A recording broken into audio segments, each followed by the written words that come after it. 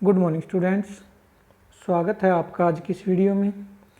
आज हम class 7th में अमृतम पाठ्य पुस्तक के पाठ 6 का अध्ययन करेंगे। हमारे आज के पाठ का नाम है सदाचार। सदाचार का अर्थ होता है अच्छा आचरण। सदाचार का जब संधि विच्छेद हम करते हैं तो हमारा बनता है सत धन आचार्य। सत धन आचार्य। सत का अर्थ होता है अच्छा और आचार्य व्यवहार या आचरण। तो सदाचार का अर्थ होता है अच्छा आचरण। इस पाठ में आपको श्लोक दिए गए हैं जिनकी आपको सप्रसंग व्याख्या करनी है। ठीक है, तो आइए शुरू करते हैं। सबसे पहले आपका जो श्लोक है, श्लोक 1, पहले इसको पढ़ते हैं।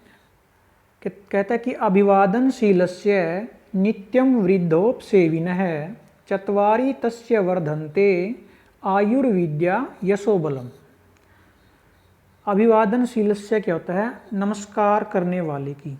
नमस्कार किसको? बड़ों को नमस्कार करने वाले की। नित्यम हमेशा। वृद्धोपसेविन, वृद्ध क्या होता है? बूढ़ा व्यक्ति। और सेविन उपसेविन, बूढ़ों की सेवा करने वाले की, प्रणाम करने वाले की और बूढ़ों की सेवा करने वाले की। चत्वारी चार चीज़ें, तस्य उसकी चार चीज़ें, वर्धन्ते बढ़ती हैं। कौन कौन सी?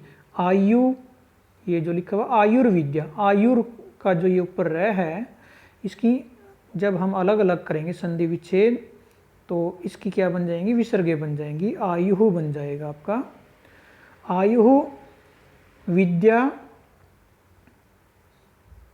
यशो यश और बलम बल। तो ये चार चीज़ें बताई कौन कौन सी?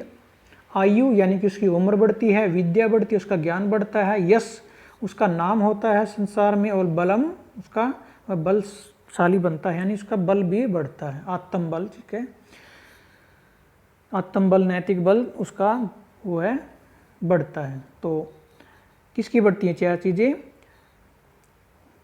बड़ों को प्रणाम करने वाले और नित्य बूढ़ों की सेवा करने वाले की। आयु विद्या यश और बल, ये चार चीज़ें बढ़ती हैं। ठीक है, तो ये होगी पहले श्लोक की आपकी व्याख्या।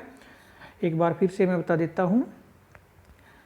बड़ों को प्रणाम करने वाले और नित्य या हमेशा बूढ़ों की सेवा करने वाले की आयु विद्या यश और बल, ये चार चीज़ें बढ़ती हैं। ठीक है, इसके बाद हमारा श्लोक है, दूसरा श्लोक है। कहता है कि सत्यम ब्रूयात प्रियम ब्रूयात न ब्रूयात सत्यम प्रियम। प्रियम च नानृतम ब्रूयात एष धर्म सनातन। ठीक है, एक बार फिर से पढ़ते हैं। सत्यम ब्रूयात प्रियम ब्रूयात न ब्रूयात सत्यम प्रियम। प्रियम च नानृतम ब्रूयात एष धर्म सनातन। तो पहले एक एक शब्द का अर्थ जानते हैं। कहता है कि सत्यम ब्रूयात, सत्यम का आपको पता है सत्य। ब्रूयात का अर्थ होता है बोलना चाहिए, सत्य बोलना चाहिए।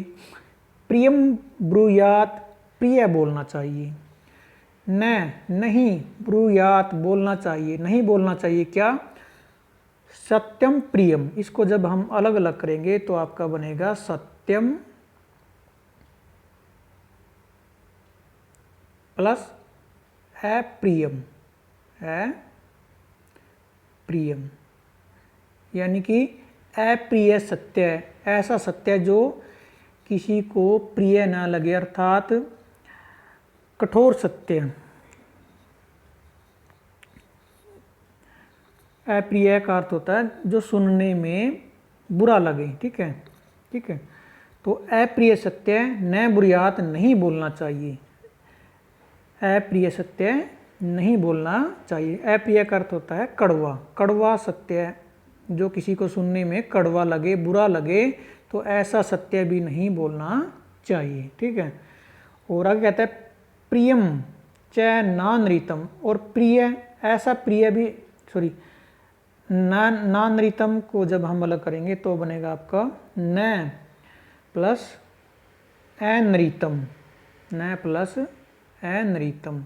अनृतम का अर्थ होता है झूठ, अनृतम का अर्थ होता है झूठ, और न का अर्थ आपको पता है नहीं, झूठ नहीं बोलना चाहिए। कैसा झूठ नहीं बोलना चाहिए? प्रियम, प्रिय, जो सुनने में प्रिय लगे, यानी कि मीठा झूठ नहीं बोलना चाहिए, ठीक है।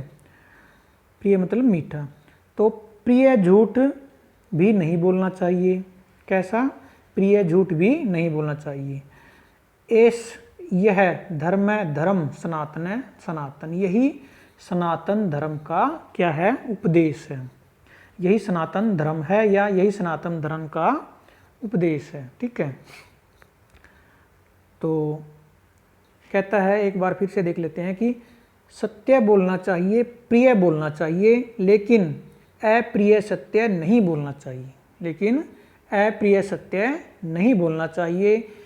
प्रिय झूठ भी नहीं बोलना चाहिए, प्रिय झूठ भी नहीं बोलना चाहिए। यही सनातन धर्म है, यही सनातन धर्म, ठीक है।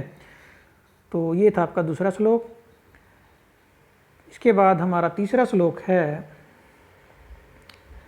हस्तस्य भूषणम दानम सत्यम कंठस्य भूषणम श्रोतस्य भूषणम शास्त्रम शीलम सर्वस्य भूषणम।